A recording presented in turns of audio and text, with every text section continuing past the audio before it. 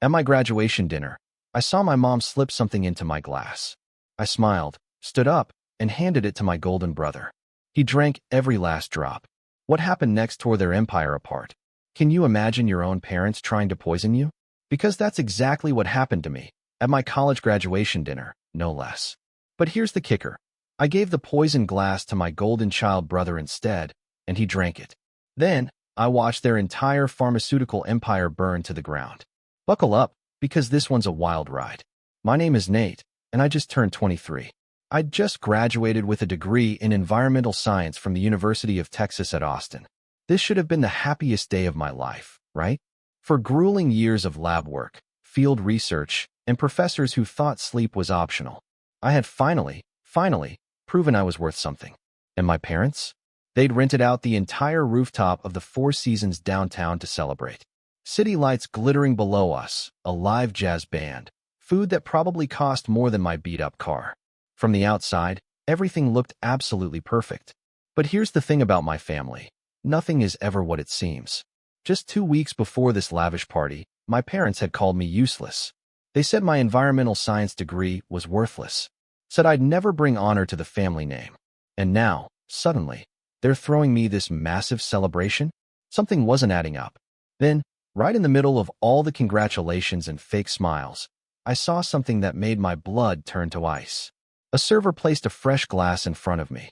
And then, I caught it. My mother's hand, moving quick, almost invisible. Her diamond ring caught the light as she tilted her fingers over my drink. A fine white powder dissolved into the liquid before anyone else could even notice. My heart hammered in my chest. I didn't flinch, didn't react. I just picked up that glass with a calm smile, turned to my brother Caleb, who was sitting right next to me, basking in his usual spotlight, and said the words that would change everything. "You deserve this more than me, brother." And Caleb, my golden child, took it without a second thought. He drank every last drop. That night, under those sparkling Austin lights, the truth finally hit me. My own parents were trying to kill me, and I was about to make them regret ever thinking I was the weak one. Before I get into what happened next, you need to understand how deep this dysfunction goes. My family isn't just toxic. They're a whole hazmat situation. My father, William Porter, is the CEO of Porter Pharmaceuticals, one of the biggest drug companies in Texas. He's the kind of guy who gets his face on business magazines, who speaks at fancy conferences about innovation and corporate responsibility. Complete fraud. Behind closed doors, he's cold, calculating. He views everything through the lens of profit. To him, Caleb and I weren't sons. We were investments, assets to be managed. My mother, Diana, comes from old money. Her family's been in medicine for generations. She was raised to believe that reputation and status matter more than anything else. She's the kind of woman who spends more on a single charity gala dress than most families spend on groceries in a year. Every public appearance is curated to perfection. Every smile is calculated. And then there's Caleb, my younger brother, 20 years old, already being groomed to take over the company. Junior at Harvard, studying business, Dean's List every semester. Fast-tracked to a management position the second he graduates. At every party, every photo shoot, my mother introduced him as the rightful heir to the Porter legacy. Me? I was just Nate, the older son who chose the wrong path. The disappointment who studied environmental science instead of business, the one who would never amount to anything in their eyes. The favoritism started early. I still remember being in middle school, coming home with a silver medal from a cross-country competition. I was so excited, burst through the door expecting hugs and congratulations. Instead, I found my parents throwing a mini celebration because Caleb had been selected to perform piano at some community event. Dad glanced at my medal for maybe half a second before saying something I'll never forget. "That's nice, but running won't help your career, son." Mom didn't even look up from the outfit she was picking out for Caleb. That's when I learned the rules of my family. Recognition wasn't something I could earn. It was reserved for Caleb. Always. High school made it worse. Caleb was the star of everything. Debate team captain, tennis champion, straight A student. Every achievement got celebrated with parties, photos, local newspaper articles. The walls of our house were covered with his trophies and honors. Me? I got straight A's, too. Won science awards. Got accepted to every college I applied to. But my achievements went into a drawer somewhere. Out of sight, out of mind. The one time my mother actually showed up to something of mine was sophomore year when I won first place in the state science fair for my research on antibiotic contamination in local water sources. I was nervous waiting for her reaction, desperate for just one moment of approval.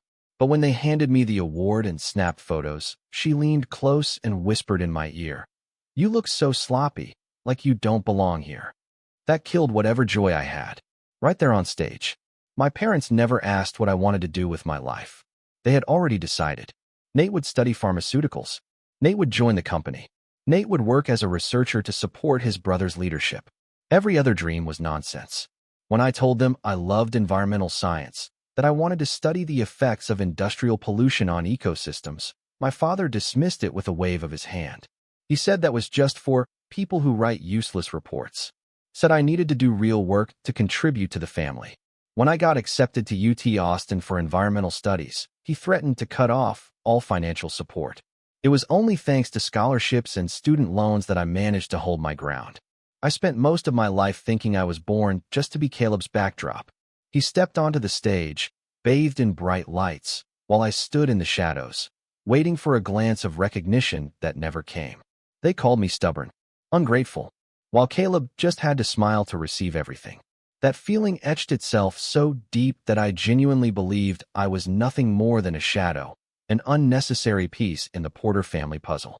My grandmother, Eleanor, was the only light in those dark years. Ironically, she was my father's mother. A former chemist, she had been one of the most brilliant researchers in Texas back in her day. She won major research awards. Her work laid the foundation for developing new pharmaceutical compounds.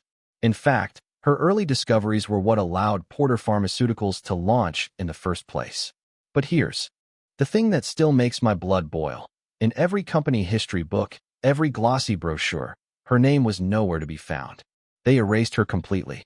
I remember once when I was 15, she took me down to the basement of her old house and opened a dusty wooden trunk. Inside were stacks of research notes, written in her elegant handwriting. She told me those formulas had led to the very first pain relief drug that my father's company used to launch itself. They took my work, she said with this sad, knowing smile. Then they erased my name from every certificate, every photograph, because I was a woman. Back then, people didn't believe women could stand equal to men in the lab. I asked her if she regretted it. Her eyes lit up with this fierce spark. Never. Because science isn't about glory. It's about serving people. But I do regret letting others decide my worth. Grandma Eleanor was nothing like my parents. If my father saw everything through profit and power, she looked at people, at future generations. She always told me to never let anyone say my passion was meaningless. If you love the environment, follow it. If you want to fight, then fight. Don't become anyone's shadow. Not even the shadow of this family. Those words became my compass. What my parents didn't know until it was too late was that Grandma had prepared a secret gift for me. When I was little, she often told me that one day I would be free, that I would have the strength to never depend on anyone. I thought it was just her way of comforting me. But she had quietly established a trust fund worth $8 million in my name alone. The conditions were clear. The money would only be released once I graduated from college or turned 25, whichever came first. It wasn't just an inheritance. It was the key to my escape. I learned about it when I was 16. Shortly before she passed away, she called me into her room, held my hand tightly. Her eyes clouded by illness, but still glowing with pride. "Nate," she said, "I won't let you spend your life trapped in this cycle of injustice. Promise me, no matter what happens, you'll follow the path you choose. Don't let anyone buy you off or force you into submission." I didn't fully understand at the time, but I nodded. A few months later, she was gone, left me with this hollow ache that never really went away. My parents knew nothing about the trust until 3 months before my graduation. During a company meeting about family finances and assets, the firm's longtime attorney accidentally mentioned a special account managed by an independent group of trustees. He assumed my parents already knew. I watched my father's face drain of color. I watched my mother's eyes harden into a cold glare. From that moment, everything changed. The way they looked at me was completely different. It was no longer just contempt or dismissal. It was quiet hostility. They understood that if I received that inheritance, I would be completely independent. I wouldn't need the company. I wouldn't need the prestigious Porter family, and I might even have the power to stand against them. I had become a real threat. But that wasn't all. Combined with what I was about to discover about their company's illegal activities, I had become someone they needed to eliminate. I discovered the company's illegal toxic dumping during my final semester. I joined a field research project run by the Environmental Science Department. The study site was along the Colorado River, a waterway cutting through multiple industrial zones, long documented as being at risk of contamination. I chose the project not just out of scientific passion, but because I had this unshakable feeling that something was waiting to be uncovered. At first, the work was routine, collecting water and sediment samples, measuring pH levels and dissolved oxygen, checking for heavy metals. But right from the earliest tests, I noticed alarming irregularities. Mercury and lead levels were far higher than EPA's safety standards. The deeper we dug, the more disturbing the results became. We started detecting traces of pharmaceutical compounds, synthetic molecules I recognized immediately from reading industry journals. These substances only show up in untreated wastewater from drug manufacturing plants. When I reported my findings to my supervising professor, he nodded thoughtfully. He said they'd suspected this for a long time, but no one had ever had enough scientific data to prove it conclusively. That's when the thought hit me. Could it be that my own father's company was the culprit? I quietly devoted more time to comparing samples from different sections of the river. The current led me closer and closer to an industrial complex marked with a sign that made my heart stop. West Facility, Porter Pharmaceuticals. Everything I was uncovering pointed straight back at my own family. I searched through the facility's public reports on wastewater treatment. The documents were filled with numbers that looked perfect, so flawless they were unbelievable. From my internship experience, I knew no process ever ran that smoothly. Something was being hidden. I secretly took photos, stored sample data, recorded everything in a private notebook. Day by day, the evidence mounted. In samples collected just outside the plant's gates, I detected dangerously high concentrations of an experimental compound not yet included in standard testing lists. It was the same drug I had read about in the company's internal research documents. There was no way it appeared there by accident. It could only have come from Porter Pharmaceuticals. I felt my stomach twist into knots. On one hand, I was a scientist driven by truth. On the other, this was my family, my parents' company, the place where Caleb was being groomed to lead. If I went public, it would be like turning a weapon on my own bloodline. But then I remembered Grandma's words. Never let anyone decide your worth. I decided to confront my parents. One evening, when we sat down to dinner together, I gathered all my courage and spread the printed test results across the table. I know what the company is doing at the West facility, I said, my voice trembling but firm. I have data. I have evidence. If you don't stop the illegal dumping, I will report it. Dead silence. My father slowly lifted his gaze, his eyes sharp as blades. My mother pressed her lips tightly together. Only Caleb looked shaken, his wide eyes filled with shock. Finally, my father spoke, his voice low and cold. You don't understand what you're saying, Nate. There are things bigger than you realize. This family survives because of silence. For the first time, I didn't bow my head. Silence isn't family, I shot back. Silence is complicity. From that moment, I knew I had stepped onto a path with no return. I began collecting everything.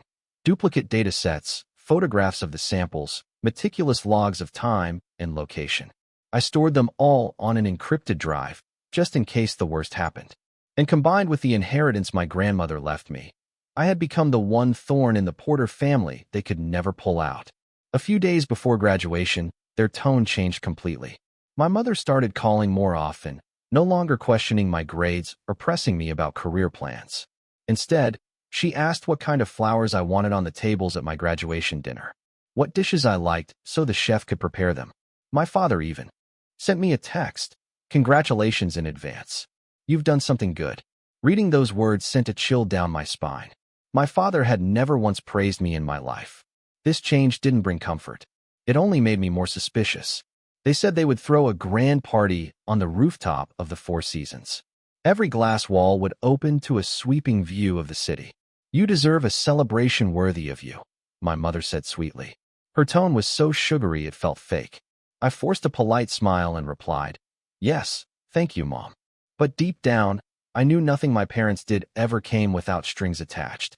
In those final days, I buried myself in finishing my research files while also carefully preparing a plan to protect myself. I kept one copy of the environmental data at the university, another on my personal drive, and a third with my supervising professor, just in case I happened to disappear. One evening, I accidentally overheard a heated argument behind the door of my father's study. My mother's voice was full of worry. "William, are you sure this is necessary? What if someone finds out?" My father's tone was low and sharp. "Don't you get it? He already has enough evidence. Add the inheritance on top of that, and he'll never depend on us again. He could bring the whole company down." My mother's voice trembled. "But he's our son." My father cut her off. "He's a threat. The FDA has already begun a quiet investigation. If Nate speaks, we lose everything." I held my breath, my heart pounding violently. Then my father's voice dropped lower, but still clear enough for me to hear. "The plan is just to make him sick for a few days. Get him hospitalized. During that time, we'll take care of the paperwork, cover the records. If the worst happens, if he dies before the trust is released, the money reverts back to us. That's the law." I stood frozen behind the door, cold sweat breaking across my skin. My own parents were plotting to poison me. And it wasn't just about the 8 million. It was about silencing the truth about the West facility. In that instant, I wanted to storm in and scream. But another voice inside whispered, "If they know you've heard, they'll find another way." Something worse. I stepped back, forced myself to return to the living room, and pretend I hadn't heard a thing. That evening, Caleb sat beside me, chatting cheerfully about his summer internship at the company. He asked if, after graduation, I planned to apply to an international environmental organization. I looked at his face, radiant and confident, completely unaware of our parents' scheme. It struck me then. Caleb hadn't been part of that conversation. He was completely separate from their plotting. To him, I was still just the distant older brother, never the enemy. Watching him laugh, my chest tightened. Part of me resented him for being adored, for receiving unconditional love, but another part wanted to protect him, to make sure he never became collateral in our parents' power games. I knew that in just a few days, everything would explode, and I had to be ready. The night of my graduation party finally arrived. As I stepped out of the glass elevator onto the rooftop, I was nearly overwhelmed by the extravagance. Golden ribbons of light wrapped around each column. Banquet tables draped in pristine white linen adorned with imported flowers. A jazz ensemble played soft melodies that mixed with the delicate clinking of glasses. To outsiders, this was proof of love, a dazzling display from a powerful family honoring their son. To me, every flickering candle felt like a flame waiting to consume me. Most of the guests were familiar faces from the Texas business world. My father's partners, sharply dressed executives, high-powered attorneys who had served our family for years, even a few reporters from local business magazines. Among the sea of strangers, only a handful of people truly belonged to me. My buddies, Jake and Mia, looking slightly out of place, hurried over and wrapped me in congratulations. I forced a smile, silently grateful that I wasn't completely alone. As I spoke with my friends, I could feel my parents' eyes fixed on me, never wavering for even a second. Their presence pressed on me like two hawks circling prey, watching every movement, every word that left my lips. Their smiles stayed in place, but the stiffness of their lips and the calculating glint in their eyes told a different story. I caught a glimpse of my father leaning in to whisper something to Gerald, the company's longtime attorney. Gerald nodded, then glanced at me with the sharp, appraising look of someone assessing an item about to go up for auction. A shiver ran through me. If he was here tonight, it wasn't just to celebrate my graduation. Caleb appeared at my side, smiling radiantly as always. He lifted his glass and tapped me lightly on the shoulder. "Everyone keeps asking me about your plans after graduation." He laughed. "Why are they so obsessed with that? Mom and Dad keep bringing it up over and over." I looked at my brother and saw the innocence in his eyes, mixed with a faint trace of unease. He still didn't understand the truth behind it all. I forced a smile. "They probably just want to make sure I'll do the right thing for the family." Caleb frowned. "But isn't this your moment? Why aren't they asking if you're happy?" That simple question pierced me like a blade. I turned away, sipping my water to avoid answering. When I looked back, I caught my mother's stare fixed on me, her smile stiff as wax. She stood among a cluster of society women, her glass shimmering in hand. Yet her attention never wavered from my every move. I drew in a deep breath, forcing myself to stay calm. Every sense was on high alert. I knew I was standing in the predator's arena, and I was the prey. The laughter and chatter faded into a distant hum, leaving only the pounding of my heartbeat in my chest. My mind flashed to the notebook filled with water sample data I had hidden away. As long as I was alive, that truth could still come to light. And maybe that was exactly why my parents had decided I had to be eliminated tonight. But I did not tremble. I had already overheard their scheme. I was ready, and I swore to myself I would not let them win. The party entered its most formal stage. Warm golden lights spread across the rooftop. The soft sound of live jazz drifted from the band. Guests waited for the moment to raise their glasses in honor of the family's celebrated graduate. I sat there in the suit Jake had helped me pick out, my heart uneasy from the moment the evening began. My parents hadn't taken their eyes off me. Every movement I made felt like it was under a microscope. My father suddenly picked up a bottle of sparkling cider. The servers poured for the guests, but when they reached our table, my father insisted on doing it himself. "A nice personal touch," he announced with a smooth smile, "for my graduate son." He filled my glass and set it in front of me. I watched my mother lean forward, pretending to adjust the napkin near my plate, but I caught it. The quick movement of her hand over my glass. The faint shimmer of powder dissolving into the golden liquid. My heartbeat thundered in my ears. The words I had overheard came rushing back, just enough to make him sick. Hospitalized for a few days. Time to shift the assets. My throat went dry, but I kept my smile, calm, unshaken. I glanced around. My mother pretended to chat with the women beside her, though her eyes never left me. My father raised his glass, waiting for me to follow. In that tense instant, I leaned slightly and tapped Jake's hand beneath the table. He looked up and met my eyes filled with both a plea and resolve. My lips barely moved as I whispered, "Record this. Record everything." Jake gave the faintest nod. Quietly, he slid his phone from his pocket, placed it on his lap, and with one discreet touch, set the camera rolling toward the table. "Tonight," my father declared, his voice booming across the rooftop. Guests echoed the cheer, their clapping filling the air. I lifted my glass. Caleb, sitting beside me, smiled brightly, his face glowing with pride, not a trace of suspicion. He had never glimpsed the dark side of our parents. Never imagined they could harm their own child. My father's eyes flashed, urging me to drink. I drew in a steady breath, then turned suddenly to Caleb, my voice soft and warm. "My dear brother, today isn't just my day. You've always been there, encouraging me whenever I was struggling. I want to share this moment with you." I smiled and handed him my glass. The guests clapped approvingly, believing it was nothing more than a sweet gesture of brotherly affection.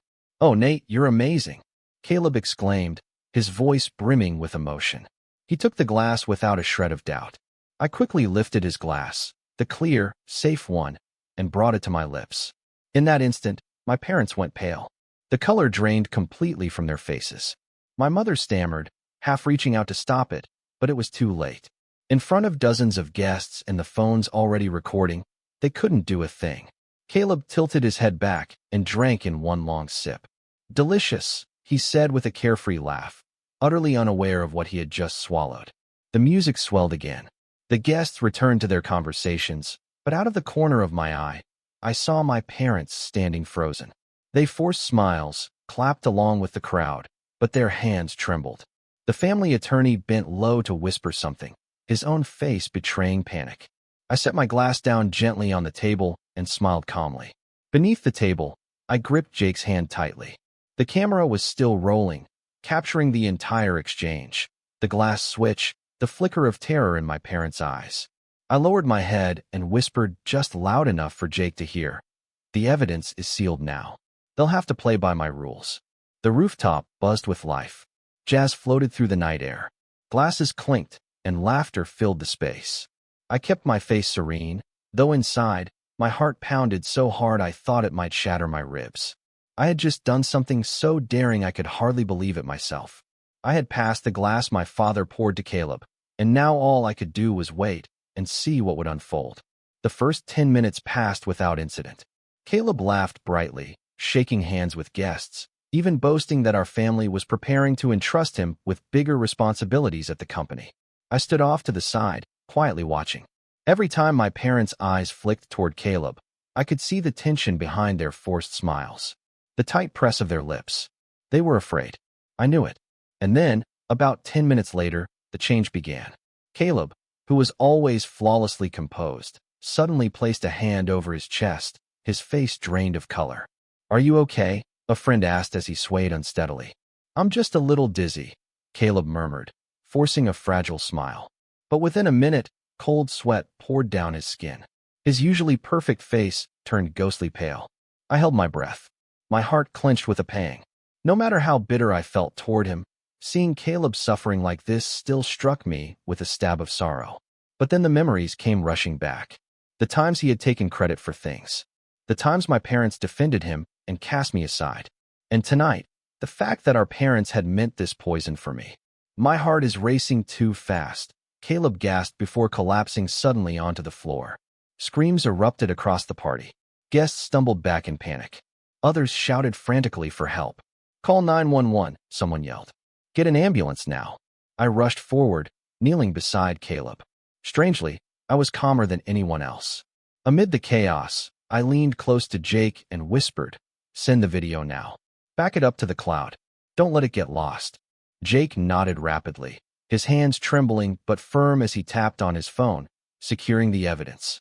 The wail of ambulance sirens cut through the Austin night faster than I expected. Paramedics rushed onto the rooftop with a stretcher and emergency equipment. Caleb was laid down, his face ghostly pale, his eyes fluttering half shut. "He's struggling to breathe. Heart arrhythmia," one medic shouted. "We need to get him to the hospital immediately." I stepped forward, keeping close, my gaze steady, my voice clear and firm. "Wait, I have critical information. Tell the doctors this is very likely a toxin related to an experimental compound from Porter Pharmaceuticals. Project code R17. The substance is called cyclopentylamine derivative 47. The paramedics froze for a split second. One turned to me, startled by the certainty in my voice. "Are you sure?" I nodded sharply. "I interned in the company's lab. I know the signs." Without hesitation, the medic scribbled notes and relayed the message through his radio. I glanced at my parents. They stood frozen, their faces ashen. My mother stammered, her voice cracking. "Nate, what are you saying? Don't slander your own parents like this." I turned, my voice sharp as steel. "Slander? Everyone here saw it. Father is the one who chose that bottle. And soon the doctors will confirm everything. If there's truly nothing to hide, then what are you so afraid of?" The air went silent. A few guests began glancing at my parents with suspicion. The family attorney stood stiff beside them, sweat beading on his forehead. The ambulance sped away. Jake caught my arm, worry etched on his face. "Are you sure you want to go? I can go with you. The police will be here any minute." "That's exactly why I have to go," I replied, my eyes unwavering. "If I'm not there, they'll twist the story. Make me out to be the liar. I have to be the one to speak the truth first." At the emergency room, chaos reigned. Doctors and nurses swarmed around Caleb, inserting 4 lines, attaching heart monitors. The screen showed erratic spikes. His heartbeat was in complete disarray. One doctor frowned at the test results. Signs of chemical poisoning, likely an industrial compound. I stepped in immediately. It could be R17, an experimental compound suspended because it caused arrhythmia and respiratory failure. Porter Pharmaceuticals studied it 2 years ago. The doctor snapped up, startled. "And how do you know this?" "I've been secretly investigating their lab for months." That's why the moment Caleb started sweating cold and his heartbeat went erratic. I recognized the symptoms instantly. This isn't random. It's the classic reaction to the compound. The doctor nodded sharply and gave the order to prepare the experimental antidote protocol. Just then, police arrived. 2 officers stepped in and immediately requested statements. "There is suspicion the victim was poisoned. We need information." My father pushed forward, his voice harsh. "This is a private family matter. My son only had a drop in blood pressure. There's no need for police interference." But the officer cut him off firmly. "The doctors have confirmed signs of chemical poisoning. This is now a criminal matter. You and your wife will need to cooperate." Every eye in the emergency room shifted toward my parents. They tried to hold steady, but the tremor in their hands betrayed them completely. I leaned toward Jake and whispered, "It's begun. They won't escape this time." Caleb remained unconscious, but with the emergency antidote, his vitals slowly stabilized. The doctor turned to me, his voice unwavering. "Your information saved his life. Without it, we would have lost critical minutes." I nodded silently. Inside, I felt both relief and bitterness. Caleb had been saved, but the truth about my parents was now out in the open. This was only the beginning. But at least tonight, the balance had shifted. The one who was meant to be the victim was now the one holding the truth and the evidence. While Caleb lay motionless in intensive care, I sat waiting in the stark white hospital corridor. My phone buzzed nonstop. Calls from the police, calls from lawyers, even reporters. News of Caleb's collapse and suspected poisoning at the Porter family's lavish graduation party had already spread through Austin like wildfire. Within just 24 hours, the FBI was officially involved. I knew the reason wasn't only the poisoning. It was the trail leading straight to the experimental compounds inside Porter Pharmaceuticals' labs. When the FBI and Austin police stormed Porter Pharmaceuticals' headquarters with an emergency search warrant, I wasn't surprised. Box after box of files, hard drives, and records were sealed and hauled away. It took only a few days for toxicology experts to confirm it. The compound found in Caleb's blood matched an experimental drug the FDA had already suspended due to suspected toxicity. What chilled me to the bone was that in every report the company had submitted to regulators, there wasn't a single mention of such dangerous side effects. Then came an anonymous email to the FBI from a scientist who had worked on the project. He wrote that they were forced to alter the data, made to hide the adverse reactions. He still had the original reports. The FBI traced the lead and uncovered a hidden archive on the company's internal servers. Troves of documents showing that top executives, including my own parents, had ordered staff to falsify numbers, erase lab animal deaths, and bury liver toxicity warnings. My hands shook as I flipped through the copied files. All the suspicions I had carried for so long were no longer theories. They were fact. But that wasn't all. The company's environmental division was exposed, too. In a warehouse outside the city, investigators uncovered crates of untreated toxic chemicals buried directly in the ground. The shipping records were forged to deceive the EPA. I thought back to the polluted rivers where I had taken samples, and fury burned hot in my chest. The video Jake recorded at the party was also submitted to police. On it, the camera caught the moment my mother discreetly slipped something into the glass before my father handed it to me. The footage wasn't crystal clear, but the movement was unmistakable. Forensic testing confirmed that the glass contained traces of the same toxic experimental compound. Sitting in the interrogation room, my voice stayed calm but unyielding. My parents have always seen me as a thorn in their side. I refused to join the company. I refused to enable their corrupt deals. And that night, they didn't just try to ruin my reputation. They tried to end my life. The next day, the Austin American-Statesman ran a bold front-page headline: Pharmaceutical CEO and wife charged with conspiracy to murder son, fraud, and environmental crimes. Photos of Porter Pharmaceuticals headquarters sealed with FBI tape flooded every news channel. CNN, the New York Times, every major outlet reported it.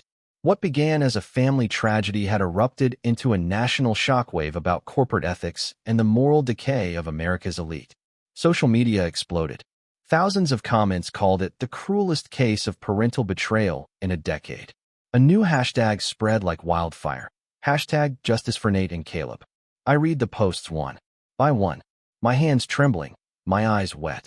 9 months later, at the federal courthouse in Austin, the trial officially began. My parents, dressed in dark suits, sat at the defendant's table, their faces cold, as if they still believed they held control. Their defense attorney raised his voice. "My clients are being framed. This was nothing more than an accident. Nate fabricated this story to destroy his parents and seize their fortune." I sat there listening, my whole body cold and rigid, but the prosecution was ready.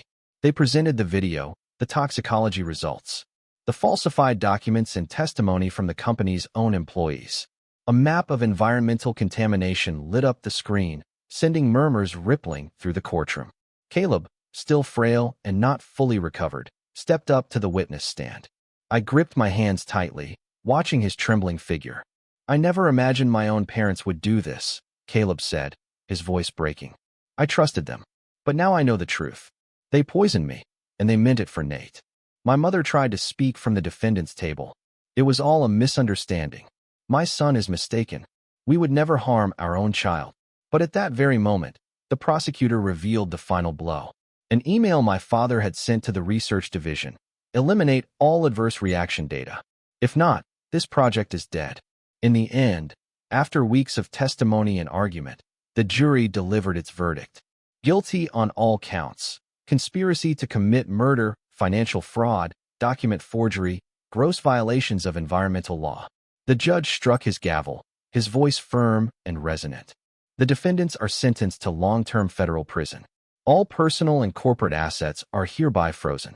Porter Pharmaceuticals is placed under court supervision, pending dissolution. The courtroom erupted with the sound of cameras clicking, keyboards clattering, and hushed voices buzzing. I closed my eyes as a single tear slipped down my cheek. Not out of pity, but because at last, the truth had come to light. When the trial ended, the fallout was immediate and brutal. My father got 15 years federal. My mother got 12. No possibility of parole for either of them until they served at least 85% of their sentences. The judge made sure of that. Porter Pharmaceuticals was officially seized by the government. Assets frozen, operations shut down. Over 2,000 employees lost their jobs, which I genuinely felt bad about. But the company had been poisoning communities for years. Sometimes the rot goes too deep to save. The financial damage was staggering.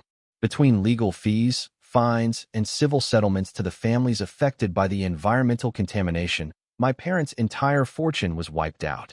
The mansion I grew up in got seized and auctioned off. Sold for $2.3 million to some tech executive from California. I drove by once just to see it. Didn't feel a thing. My grandmother's trust fund was released to me the week after the verdict. $8 million. I moved into the lakeside house she'd left me. Nothing fancy, just a wooden cabin with a porch facing Lake Travis. The first night there, I sat outside with a cup of coffee and watched the sunset. Didn't check my phone once. First time in months, I actually felt like I could breathe. Caleb moved in with me after he got out of the hospital. The poisoning had done a number on his heart. Doctors said he'd need monitoring for at least a year, but he was alive, and something in him had changed. The first week at the house, he came to me looking like he hadn't slept in days. "I'm not finishing my business degree," he said. "I'm applying to law school. Environmental law. I want to help people like the ones our company hurt." I didn't say anything, just nodded. That was enough. 3 months later, I used part of my inheritance to set up a foundation, named it after Grandma Eleanor. The fund provides medical assistance to families affected by the contamination, plus scholarships for students studying environmental science and public health. We've helped over 200 families so far. The extended family drama was predictable. Aunts and uncles who'd ignored me for years suddenly wanted to reconnect. Cousins I hadn't heard from since childhood started sending Facebook messages. All of them with the same energy, concern for my parents, questions about the inheritance, hints about how families should stick together. I blocked every single one of them. 6 months after the sentencing, I got a letter from the federal prison where my mother was being held. Handwritten, 3 pages long, full of apologies and explanations and requests for forgiveness. She said she never meant to hurt me. Said my father pressured her into it. Said she prayed for me every day. I read it once, then I burned it in the fireplace. A week later, another letter arrived. This one from my father. Different tone entirely. No apologies, just accusations. Said I had destroyed the family legacy. Said I was ungrateful for everything they'd given me. Said I would regret this for the rest of my life. I didn't bother reading past the first paragraph. Straight into the fire. The letters kept coming for about 2 months. Then they stopped. I assumed they finally got the message. Last month, Caleb got his law school acceptance letter. Full scholarship to UT Austin. He's starting in the fall. Kid's actually excited about studying for once in his life. Wild how almost dying can change your priorities. If you've ever been in a situation where you had to stand up for yourself against overwhelming odds, or even against your own family, I'd really love to hear your story. What would you have done if you were in my shoes? Let me know in the comments below. I'm genuinely curious.